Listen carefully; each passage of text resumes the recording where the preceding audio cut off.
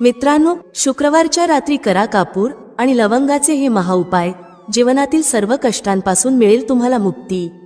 भगवान श्री हरिविष्णू यांच्या कृपेने जीवनात चारही दिशांतून धन खेचले जाईल.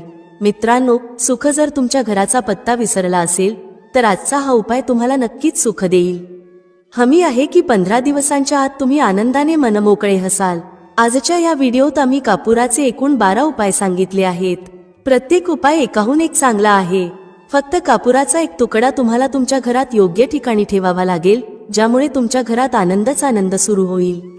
परंतु हा उपाय थोडा पद्धतशीर पद्धतीने करावा लागेल आणि योग्य वेळी करावा लागेल. कसे करावे याची सर्व माहिती तुम्हाला या व्हिडिओत मिळेल. आपण सर्वजण जाणतो की प्रत्येक व्यक्ती, तो कोणताही असो, कुठेही राहत असो, सर्वांच्या घरात काही ना काही समस्या असतातच. कुणाच्या घरात काही समस्या आहेत तर कुणाच्या घरात काही वेगळ्या. ते आजार असो, धनाची कमी असो, व्यापार चालत नसणे असो, कलह असो, सुख समृद्धीत कमी पडणे असो किंवा मुलांच्या शिक्षणात अडचण असो, प्रत्येक समस्येचा उपाय तुम्हाला याच एका व्हिडिओमध्ये मिळेल. म्हणून विनंती आहे की हा व्हिडिओ संपूर्ण पहा आणि तुमचे मित्र किंवा कुटुंबातील सदस्य असतील तर त्यांनाही शेअर करा, जेणेकरून त्यांनाही लाभ होईल आणि तुम्हाला पुण्याचा भागीदार बनता येईल.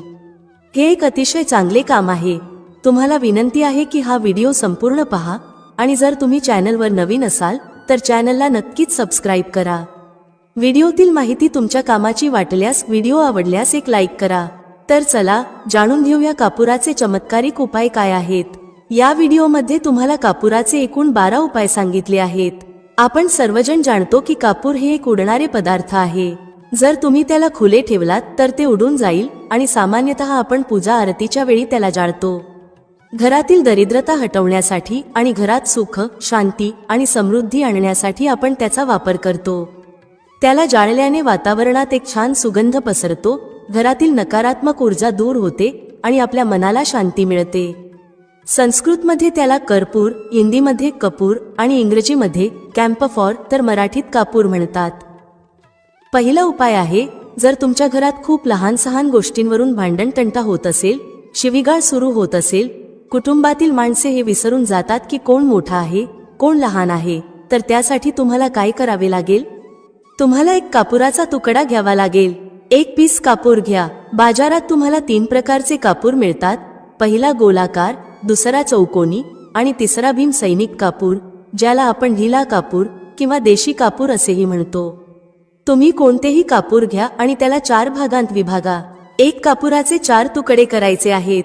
तुकडे समान भागांत झाले नाहीत तरी चालेल, 4 तुकडे असले पाहिजेत.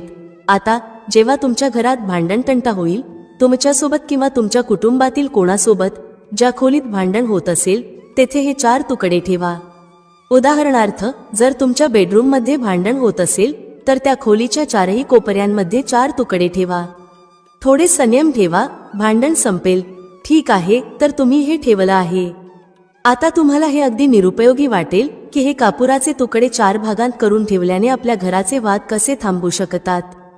पण असे म्हणतात की साधारण दिसणारा उपाय सुद्धा खूप प्रभावी ठरू शकतो. फक्त एक कापुराचे 4 तुकडे करून ठेवण्याने आपल्या घरातील कलह शांत होऊ शकतो, भांडण थांबू शकते आणि हा एक अत्यंत प्रभावी उपाय आहे. हा उपाय खूप वेगाने काम करतो. जेव्हा कधी तुमच्या घरात भांडण होईल, तुम्हाला फक्त हेच करायचे आहे. काहीच दिवसांत तुमच्या घराचे वातावरण शांत होईल. घराच्या 4ही कोपऱ्यात एक एक तुकडा ठेवावा.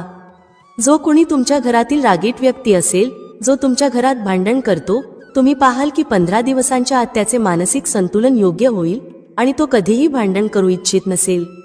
कुटुंबातील कोणत्याही सदस्याशी जर तो भांडण करत असेल तर आता तो भांडण नाही करणार. हो, त्याला पूर्णपणे बदलण्यासाठी थोडा वेळ लागेल, परंतु तुम्ही हा उपाय करून बघा, तुमच्या घराचे वातावरण शांत होईल.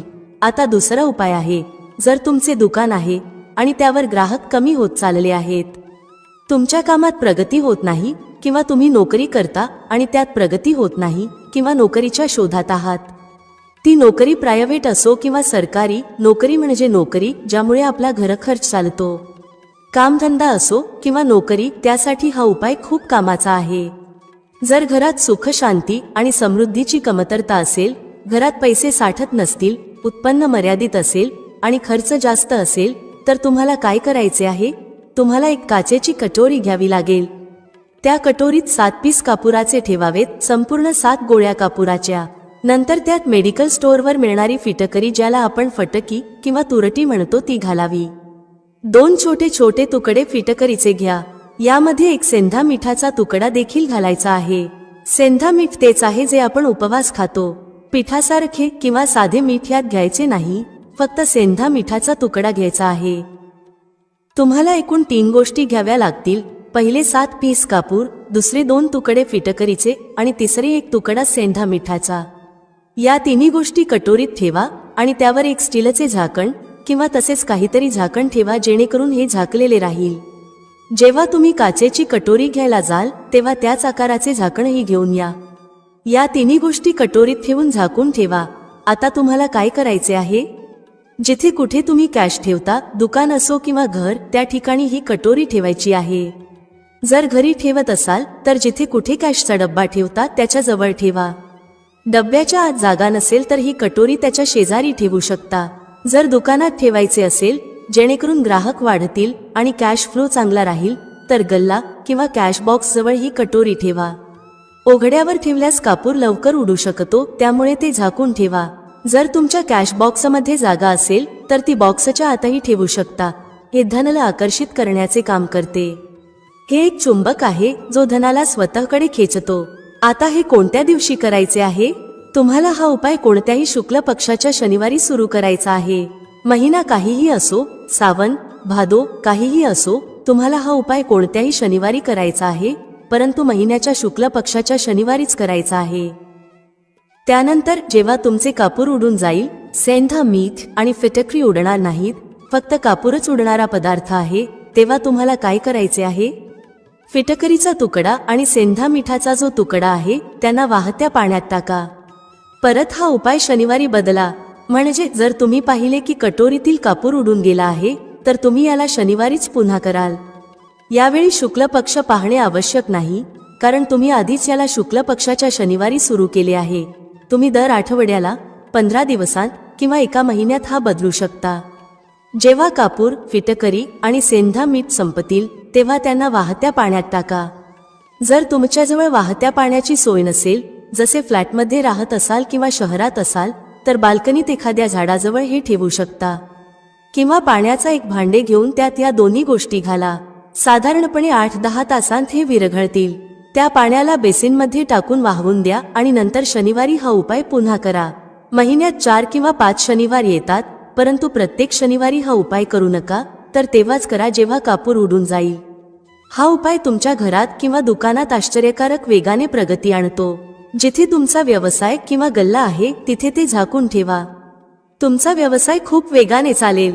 एकदा करून तर पहा. तुम्ही स्वतः पाहाल की महिनाभरातच दुकानात इतकी गती येईल, ग्राहक इतक्या वेगाने येतील की तुम्ही आश्चर्यचकित व्हाल. आता तिसरा उपाय. दररोज सकाळी आणि संध्याकाळी घराच्या मुख्य प्रवेशद्वाराच्या चौकटीच्या बाहेर हा करायचा आहे. तुम्ही गावात असाल, शहरात असाल किंवा फ्लॅटमध्ये असाल, मुख्य दाराच्या बाहेर हा उपाय करायचा आहे. करायचे काय आहे? तुम्हाला सकाळ आणि संध्याकाळ दोन्ही वेळा कापुराची एक टिकली पेटवायची आहे. म्हणजे सकाळी 1 पीस कापूर जाळा आणि संध्याकाळी 1 कापूर जाळा. सकाळी सूर्योदयाच्या वेळी हा करायचा आहे. जर तुम्ही हा उपाय सकाळी 8 किंवा 9 वाजता केला तर याचा काहीच फायदा होणार नाही. सूर्योदय म्हणजे जेव्हा सूर्याची लालिमा असते, जेव्हा सूर्य पूर्णपणे उदयास आलेला नसतो. साधारणपणे 6 ते 6:30 वाजेच्या सुमारास हा उपाय करायचा आहे. स्नान करून फ्रेश व्हा आणि त्यानंतर घरात धूप दाखवा. मग घराच्या चौकटीच्या बाहेर कापुराचा एक तुकडा ठेवून तो जाळा. संध्याकाळी जेव्हा न दिवस असतो, न रात्र, त्यावेळी घरात कापूर किंवा तुपाचा दिवा लावा.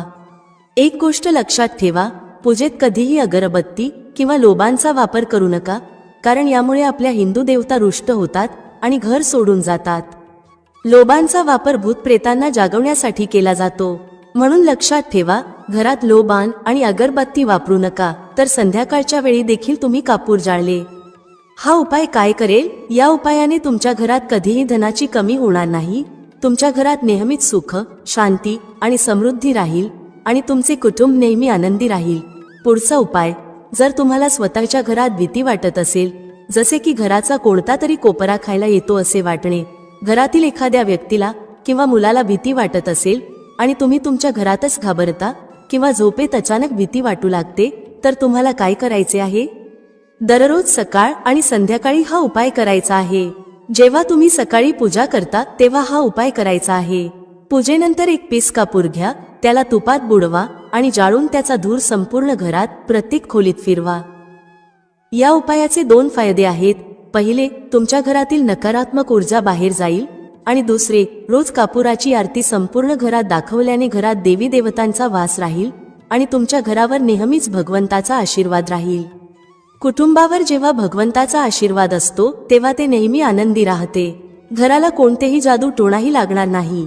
यासोबत 2 काचेच्या छोट्या कटोऱ्या आणा आणि दोन्हीमध्ये 2-2 पीस कापूर ठेवा. कटोऱ्यांना स्टीलच्या झाकणांनी झाकून ठेवा. आता एक कटोरी आपल्या खोलीच्या खिडकीवर ठेवा आणि दुसरी कटोरी शौचालयाच्या खिडकीवर ठेवा. हे सुमारे 1 महिना आरामात चालेल. जेव्हा कापूर उडून जाईल तेव्हा त्यात 2 नवीन पीस कापूर ठेवा.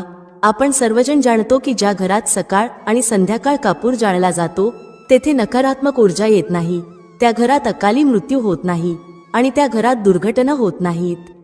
म्हणून तुम्ही हा उपाय करायला हवा.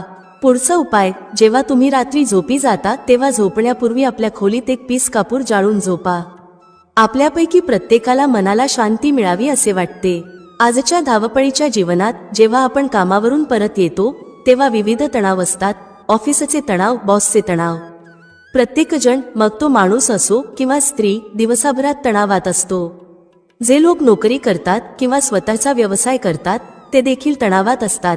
जर तुम्हाला रात्री तणावमुक्त आणि मानसिक दबावाशिवाय झोपायचे असेल तर रात्रीचे जेवण झाल्यावर झोपण्यापूर्वी त्या खोलीत जिथे तुम्ही झोपत आहात तिथे कोणत्याही कोपऱ्यात 1 पीस कापूर जाळा. त्यानंतर झोपा. सकाळी तुम्हाला स्वतःला ताजेतवाने आणि चांगले वाटेल. तुमच्यात एक सकारात्मक ऊर्जा राहील. हा उपाय करून पहा. पुढचा उपाय, जर तुम्हाला अचानक धनाची गरज असेल, जसे की अनेक लोक लॉटरी खेळतात आणि तुम्हाला त्यात जिंकायचे असेल, तर त्यासाठी तुम्हाला शुक्रवारच्या दिवशी हा उपाय करायचा आहे. 1 गुलाबाचे फूल घ्या आणि त्यात 1 पीस कापूर ठेवा. त्याला जाळा. जेव्हा गुलाब जळून जाईल तेव्हा जो जळलेला गुलाबाचा फूल आहे त्याला दुर्गा मातेला अर्पण करा. हा उपाय आपल्या घरातच करा, मंदिरात नाही. घरात जिथे माता दुर्गेचे चित्र आहे तिथे हे फूल चढवा. या उपायाने तुम्हाला अचानक संधी मिळू शकते, परंतु हा उपाय सलग 43 दिवस करायचा आहे. तुम्ही कोणत्याही शुक्ल पक्षाच्या शुक्रवारी हा उपाय सुरू करा आणि 43 दिवस तो सलग करा. जर तुम्ही हा उपाय नवरात्राच्या काळात करत असाल तर हा तुमच्यासाठी सोने पे सुहागा ठरेल. तुम्हाला घटस्थापनेच्या दिवशी, म्हणजेच ज्या दिवशी आपण घटस्थापना करतो, प्रथमा दिवशीपासून 43 दिवस हा उपाय रोज करायचा आहे. या 43 दिवसामध्ये कुठून तरी धनाची प्राप्ती होईल. जरी ते कुठूनही मिळाले तरी तुम्हाला मिळणारच आहे. पुढचा उपाय, जर तुमच्या घरात वास्तू दोष आहे, जसे की तुमच्या प्लॉटचा कोणता कोपरा तुटलेला फुटलेला असेल, तर हा उपाय करा. आपण सर्वजण जाणतो की वास्तुशास्त्रानुसार वर्गाकार आणि आयताकार प्लॉटच चांगले मानले जातात, जे घरात राहणाऱ्या सर्व लोकांना सुखी ठेवतात. अशा घरात कोणताही वास्तू दोष नसतो. पण जर तुमच्या प्लॉटचा कोणता कोपरा कटलेला असेल तर त्यात वास्तू दोष लागू शकतो. अशा परिस्थितीत जिथे वास्तू दोष आहे तिथे काचेच्या कटोरीत कापुराचे 2 तुकडे ठेवा आणि कटोरीला झाकून ठेवा. जेव्हा कापूर उडून जाईल तिथे पुन्हा 2 पीस कापूर ठेवा. तुम्हाला हे जोडीने ठेवायचे आहे म्हणून फक्त 2 पीस कापूरच ठेवा. यामुळे तुमच्या घरातील वास्तुदोष दूर होईल आणि घरातील सर्व कुटुंब सदस्यांच्या जीवनात सकारात्मक बदल येऊ लागेल, ज्यामुळे ते आनंदी राहतील. आता जर तुम्हाला तुमचे भाग्य चमकवायचे असेल आणि अपयश पाठ सोडत नसेल तर तुमचे भाग्य तेज करण्यासाठी प्रत्येक शनिवारी तुमच्या स्नानाच्या पाण्यात कापुराच्या तेलाचे 2 थेंब टाका आणि त्याने स्नान करा. हा उपाय फक्त तुम्हाला ताजेतवाने ठेवणार नाही तर तुमचे भाग्यही तेज करेल. 3 शनिवारांच्या आतच तुम्हाला त्याचा परिणाम दिसू लागेल. पहिल्या शनिवारपासून स्नान करणे सुरू करा आणि 3ऱ्या शनिवारपर्यंत तुम्हाला कुठून तरी आनंदवार्ता मिळेल. तुम्ही हे आयुष्यभर करू शकता. यात कोणतीही वेळेची मर्यादा नाही. प्रत्येक शनिवारी तुमच्या स्नानाच्या पाण्यात कापुराच्या तेलाचे 2 थेंब टाका आणि स्नान करा. त्यामुळे तुमचे भाग्य तेज राहील आणि 4ही बाजूंनी तुम्हाला आनंद मिळेल. पुढचा उपाय पती पत्नीतील मतभेद दूर करण्यासाठी आहे. जर पती पत्नीमध्ये नेहमीच वादविवाद होत असतील किंवा दोघांत जुळवून घेतले जात नसेल तर हा उपाय करा. जर तुम्ही पती असाल आणि पाहता की तुमची पत्नी तुमच्याशी रुखे वर्तन करते आणि लक्ष देत नाही, तर हा उपाय करू शकता. त्याच्याप्रमाणे जर तुम्ही पत्नी असाल आणि पाहता की तुमचा पती तुमच्यावर लक्ष देत नाही, तर त्याला सुधारण्यासाठीही हा उपाय करू शकता. रात्री झोपताना पत्नीने आपल्या पतीच्या उशाखाली थोडासा सिंदूर ठेवावा. हा सिंदूर तोच असावा जो पत्नी तिच्या कपाळाला लावते. एक चिमूट सिंदूर घेऊन कागदाची छोटी पुडिया तयार करा आणि ती पतीच्या उशाखाली ठेवा. हा उपाय पत्नीने करायचा आहे आपल्या पतीला सुधारण्यासाठी. सकाळी उठल्यानंतर त्या पुडियाला घराच्या बाहेर कोणत्याही मंदिरात किंवा झाडाच्या खाली ठेवा. हा उपाय 7 दिवस सतत करायचा आहे. याला कोणत्याही दिवशी सुरू करू शकता. जर तुम्ही पती असाल आणि तुम्हाला तुमची पत्नी सुधारायची असेल, तर तुम्ही तुमच्या पत्नीच्या उशाखाली 2 पीस कापूर ठेवा. 2 कापूर घ्या आणि ते पत्नीच्या उशाखाली ठेवा. सकाळ होताच त्या कापुराला तुम्ही त्या खोलीत, म्हणजे ज्या खोलीत तुम्ही दोघे झोपता, तेथे जाळू शकता. जर तुम्हाला ते जाळायचे नसेल आणि तुमचं वाटत असेल की खोलीचा रंग किंवा सजावट प्रभावित होऊ शकते, तर ते घराच्या कोणत्याही कोपऱ्यात, जसे रॅक किंवा अलमारीच्या कोपऱ्यात ठेवा.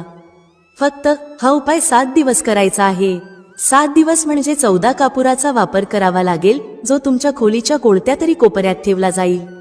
7 दिवसातच पती पत्नीच्या मतभेदांमध्ये सुधारणा होईल आणि त्यांच्यात प्रेम टिकून राहील. तर तुम्ही पती असाल किंवा पत्नी, हा उपाय खूपच चमत्कारिक आहे. एकदा करून नक्कीच बघा. यासोबतच अजून एक उपाय जाणून घ्या. तुमच्या घराच्या बेडरूममध्ये पश्चिम दिशेच्या भिंतीवर भगवान श्री हरी विष्णू यांचे एक चित्र लावा. ते चित्र ज्यात माता लक्ष्मी आपल्या पती श्री हरी विष्णूचे पाय दबवताना दाखवली आहे. फक्त हे पश्चिम दिशेच्या भिंतीवर लावा आणि रोज धूप दाखवा. 7 दिवसांत जर पती पत्नीचे प्रेम वाढले नाही, तर तुम्ही मला सांगा. आता पुढचा उपाय धनवान होण्यासाठी आहे. जर तुम्हाला हवे असेल की तुमच्या घरातील सर्व कुटुंब सदस्य चांगला पैसा कमवावेत आणि सर्वांच्या जवळ नेहमीच पैसे असावेत, तर हे करा. घरातील मातांना आणि बहिणींना हा उपाय करता येईल आणि जर पुरुष घरात असतील तर तेही करू शकतात. दररोज जेवण तयार केल्यानंतर जेव्हा सर्व कुटुंबातील सदस्य जेवून घेतील, तेव्हा तुमच्या स्वयंपाकघरात चांदीच्या कटोरीत 2 लवंगा आणि 1 कापूर जाळा. जर चांदीची कटोरी नसेल तर स्टीलच्या लहान कटोरीतही जाळू शकता. हा उपाय तुम्हाला दररोज रात्री झोपण्यापूर्वी करायचा आहे. या उपायाने तुमच्या घरात कधीही धनाची कमी होणार नाही. धनाचा साठा भरलेला राहील, तुमच्या घरात नेहमी आनंद राहील आणि कैश फ्लो सतत राहील. आता जो कापूर आणि लवंगाची राख उरली आहे, ती काय करायची? हाच त्याचा चमत्कार आहे. ही राख घराच्या बाहेर, जिथे तुम्ही तुलसीचे झाड लावले आहे, त्या झाडात सकाळी टाका. याचा चमत्कार तुम्हाला स्वतः दिसेल. आम्ही सांगणार नाही की तुमच्यासोबत काय होईल. तुम्ही स्वतः अनुभवाल की अचानक पैसा कुठून येतो आहे आणि घरात एवढ्या आनंदाच्या गोष्टी कुठून येत आहेत. तुम्ही स्वतःच आश्चर्यचकित व्हाल. पुढील उपाय, जर तुमच्या घरात कोणाचे लग्न होत नसेल, मग तो मुलगा असो किंवा मुलगी, आणि तुम्हाला हवे असेल की त्याचे लवकर लग्न होऊन जावे, तर कोणत्याही नवरात्रीत हा उपाय करा. नवरात्री 4 असतात. 2 मुख्य नवरात्री, चैत्र आणि शारदीय, सर्वांना माहीत असतात. परंतु 2 गुप्त नवरात्री असतात, ज्यांबद्दल कमी लोकांना माहीत असते.